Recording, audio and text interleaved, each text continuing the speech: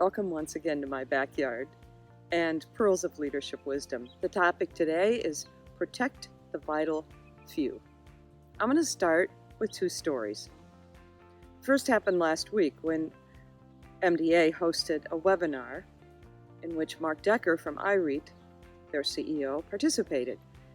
He used an analogy in that webinar to talk about how he had moved the business from being focused on a variety of offerings to having a centralized focus.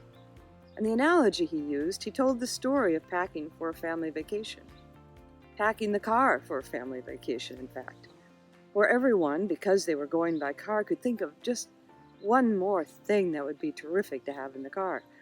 That really cool frisbee, the extra beach gear, the ball gloves, whatever it was, there was always room for that one more thing. But then, 2 days before they were to travel, the family decided to fly instead. You can imagine what happened to the packing. Instead of everything being able to be loaded into the trunk, each person had to decide what was really necessary. It turns out there were a lot of things that were just extra stuff. Mark was able to use that analogy of the extra stuff in moving his business from being focused on so many things to choosing a vital few. Now, my second story came from an article that I read in Forbes magazine, and this is actually an interview with the CEO of Graeter's Ice Cream in Cincinnati, Ohio. Rich Graeter happens to be the fourth generation CEO of this more than 100-year-old family business.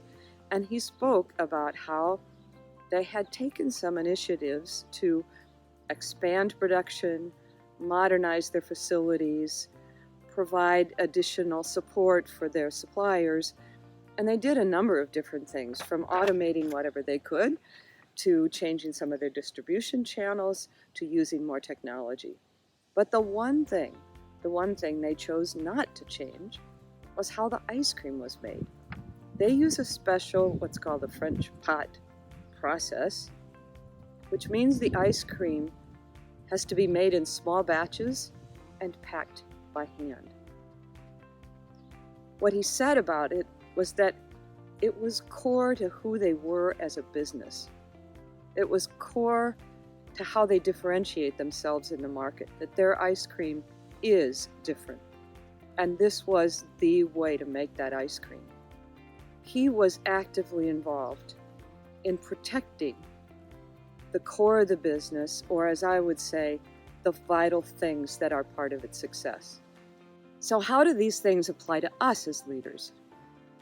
I have 3 bywords for you today. Choose, let go, and tell others. Choose simply means you do need to select which of those myriad of activities that you have on your calendar for today, this week, this month, this year, are really the most critical for you and the business. Make a choice. Decide what those 1 or 2 most important elements are. Then protect them. Second, you need to let go. If you're going to choose some things, it means letting go of some others, leaving those frisbees home that don't fit in the car anymore. Letting go means either taking things off of your calendar or choosing to do them in a less perfectionistic way, or choosing to do them maybe 80%. Regardless, choosing to do some things as vital for you and for the business means letting go of others. Finally, tell others what you are doing. As a leader, I know that my team and the people I work with need to know what I think are the most important elements of what we are doing.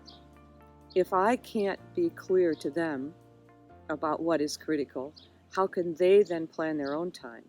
Or if I have something that I'm delegating, it's important for me to be able to say how much effort I think should go into it. Is it a 2-hour task or is it a 2-week task? The clarity I can provide when I do let go is going to help them plan their own time. So for these elements, you can do the same. You can choose, you can let go, you can tell others. Now, as I think about these stories, I'm ready for some ice cream.